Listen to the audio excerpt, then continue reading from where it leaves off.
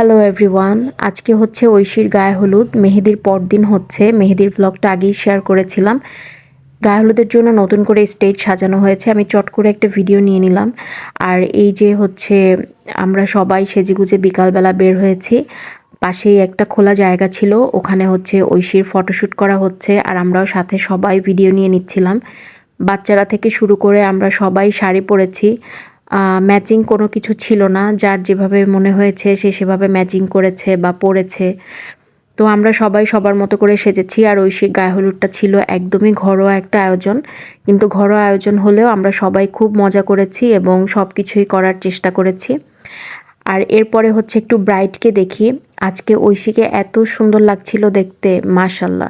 বিকেলের আলো পড়ে যাবার আগে আমরা সবাই একটু ছবি ভিডিও নিয়ে নিচ্ছিলাম। আর ওইদিকে বাসার মধ্যে অনেক প্রিপারেশন চলছিল।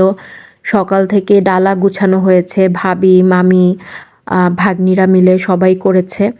আর হচ্ছে এরপরে রিলেটিভরা সবাই আসছিল এক এক করে। গায়ে হলুদের দিনে আমাদের মজা আরও বেশি হয়েছে, মেহেদির থেকেও আমরা সব মজা বেশি করেছি। তো সব কিছুই এক এক করে শেয়ার করব। আর আমি ইচ্ছা করেই ওই দিন রেড পরেছিলাম, আমার খুব রেড পরতে ইচ্ছে করছিল।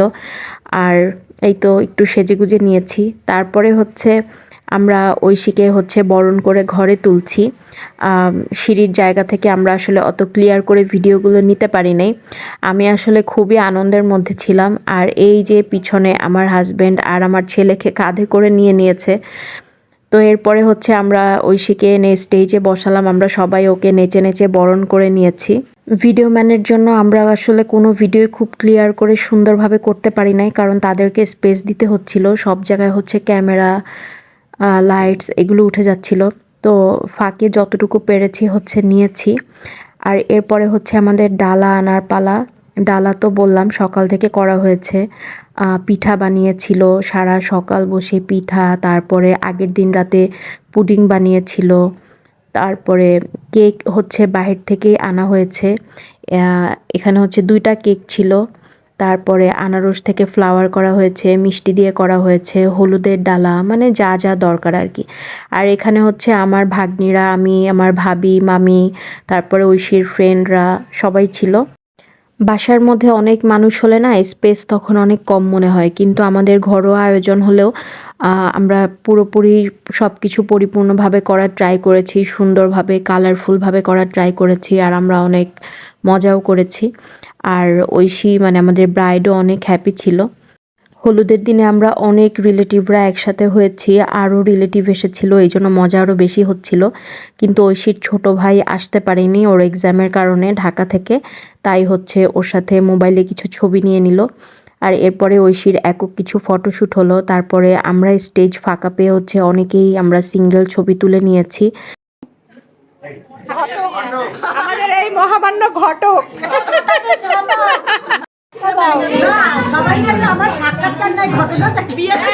আপনি ঘটক, আরো মেয়ে যেন বিয়ে দিতে পারেন। আমাদের অনেক পাত্রী আছে, পাত্রীও আছে, এখনো করতেছে। পরবর্তী আকার অনেক সুন্দর দেখাইতেছে, সবাইকে অনেক সুন্দর দেখাইতেছে। আর হচ্ছে তো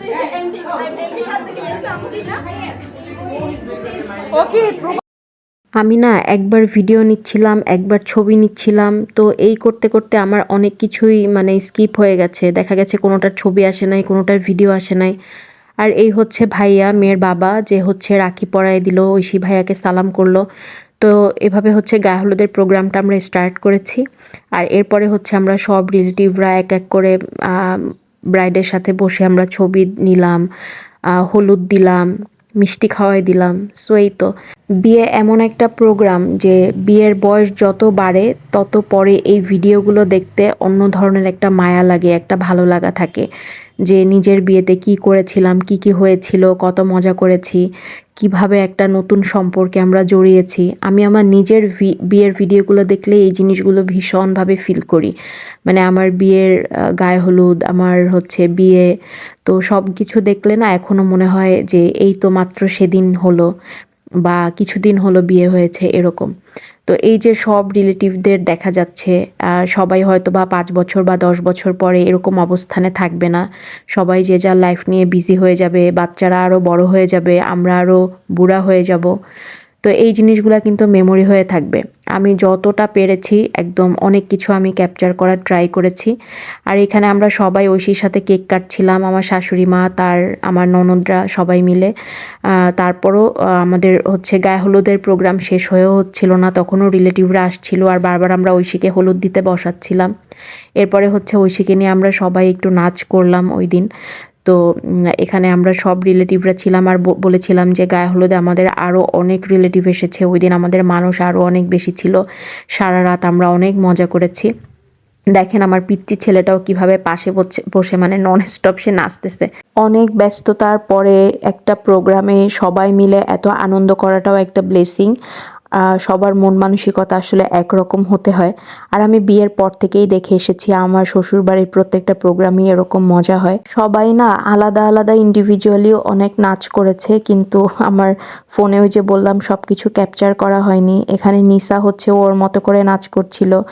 আর তারপরে এই যে আমরা দুইজন, আমরা হচ্ছে আমাদের বিয়ের প্রোগ্রাম থেকে শুরু করে এখন পর্যন্ত কোনো প্রোগ্রাম হলেই আমরা দুইজন একটু নাচি। আমার ছেলে মাঝখানে চলে আসছে, আমার শাশুড়ি মা ছেলেকে নিয়ে যাচ্ছে।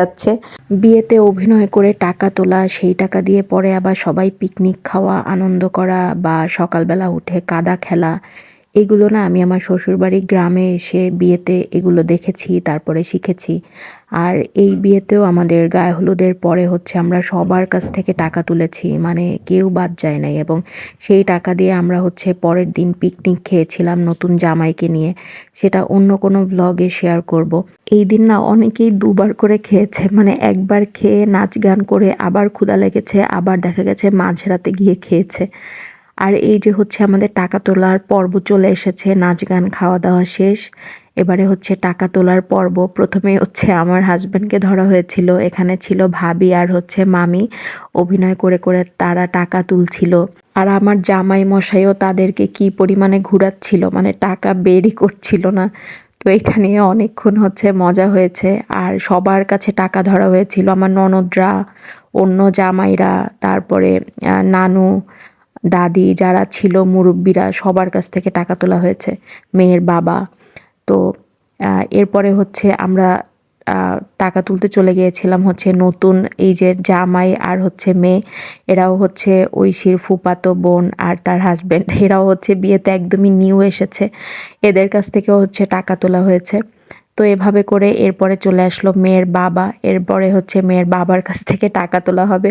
এরপরে চলে গেল আমার ননদের কাছে। আর দেখেন বাসা থেকে হচ্ছে প্লেট, চামিচ, আহ, হচ্ছে তরকারি নাড়ার হচ্ছে চামিচ, কোনো কিছু বাদ দেয় নাই। ঝাড়ু সব কিছু সাথে করে নিয়ে নিছে। তো এরা যে কি পরিমাণে অভিনয় জানে, আমি শুধু হচ্ছে দেখছি আর ভিডিও করছি আর হাসছি। আমি আসলে এদের মতো এত পারি না। তো যাই হোক, এই মামি ছাড়া আর ভাবি ছাড়া আসলে জমেও না, এদের জন্যই হচ্ছে এত কিছু। তো এই যে আমার ননদ হচ্ছে টাকা দিচ্ছে, টাকা পেয়ে আবার দুইজন একটু নাচও দেখিয়ে গেল। আসলে যারা গ্রামের বিয়েগুলো খেয়েছেন বা এই পরিবেশ যারা পেয়েছেন তারা আসলে বুঝবেন যে কি পরিমাণে মজা হয়। এরপরে আমাদের জামাই, এই হচ্ছে ভাগ্নি জামাই, এ বলেছে আগে নাচবে তারপরে হচ্ছে টাকা দিবে। তো সে আসার সাথে সাথেই নাচ শুরু হয়ে গেল।